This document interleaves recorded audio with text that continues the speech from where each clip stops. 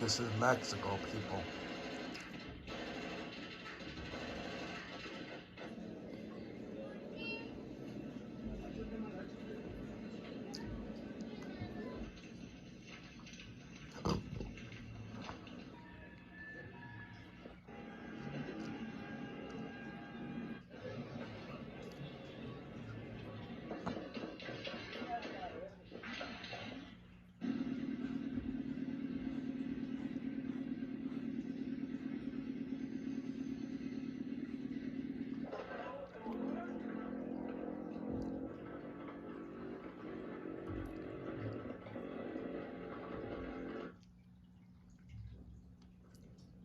We should have identified it. The clip you saw of people cowering in the commercial airliner, that plane was being shot at by a 50 cal from the drug cartels. So it's a war.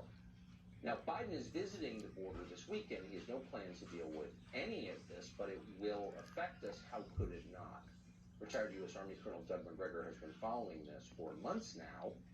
He joins us tonight. Doug, thanks so much for coming on. It would seem if a war breaks out in a country with whom you share this enormously long border, that there would be coverage of it. There hasn't been. Why? Well, we're lucky to get this glimpse. The media simply doesn't bother to cover it. But we really need to understand what this war is about. In 2020, we arrested the Mexican Minister of Defense, a general named Cienfuegos, in California, on charges associated with drug trafficking, human trafficking, and a whole list of crimes. Ultimately, we turned him over to the president of Mexico, President Obrador, who promptly released him, and we dropped the charges. Now, one of the reasons we dropped the charges is we were promised more cooperation, but it hasn't been forthcoming. And so what we're really seeing here is not an effort to enforce the law, not an effort to do anything good. It's a fight between a cartel, the Sinaloa cartel, and the Mexican army.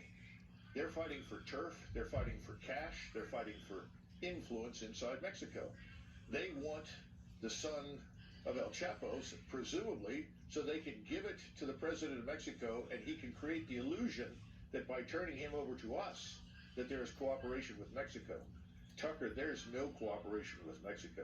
And President Obrador is irrelevant. He does not run the country. He's a mouthpiece for the drug cartels. So if the president of Mexico is a mouthpiece for the drug cartels, and the government of Mexico has allowed millions of foreign nationals to stream over its territory into our country, sure, along with fentanyl that's killed hundreds of thousands of people in this country, why is Mexico not our main enemy?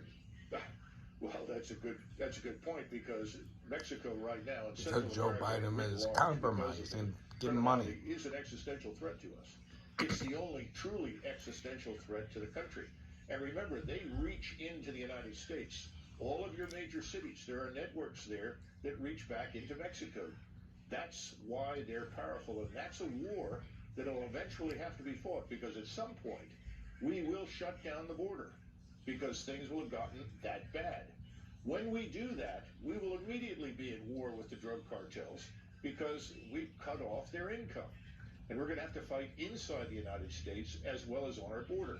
And that's going to demand the United States Army, because our border patrol is not nearly as well equipped. They're outgunned, outperformed in every sense, every category of military power by the cartels. What you saw is a good demonstration of just how powerful those cartels are. This is the Mexican army versus the cartels. Absolutely. It's inevitable. So the happening last now. time a president suggested deploying the U.S. military to the border, the Pentagon scoffed at him. I think unconstitutional. Thanks for watching. But they did. See you next Do time. you think the Pentagon... God bless and be safe out there. To fight the drug cartels? They seem to have their... Hit that subscribe. I tell you every time. The fact that you're raising the question is a sad and tragic comment on the state. Can't bring it as videos if I don't have the followers. At the top of the military establishment who pick and choose from a menu of tasks and decide what they will or won't do. Presumably because there's lots of money in the Ukraine war, and there's not money for them in the Mexican war.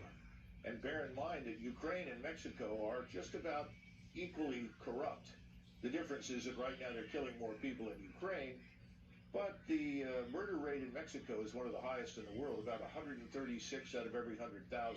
So it leads most of the world in murder. So it's not that far off. It wouldn't take much to catch up with Ukraine. But as you point out, Ukraine means a lot of money for a lot of people in Washington. Shutting down the border, stopping the influx of illegals, stopping the human trafficking, and going after the drug cartels doesn't really make anybody money. Just last question, not to be pedantic, but doesn't ignoring or disobeying an order from a president, doesn't that constitute a felony? Isn't that a crime? They're not allowed to do that, are they? Yes. Did you catch what he said? There's lots of money in Ukraine being made by Washington. Decided to call the leadership of the Chinese military and tell them that don't worry, if we attack you, we'll let you know in advance. Why didn't he go to jail for that? Why is he still holding his office? Why is he still a 4-star general? I mean, he's not alone. When's the last time we held anybody in the military accountable for anything?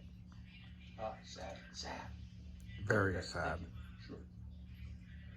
One of the first things Thanks for Biden did watching. after becoming president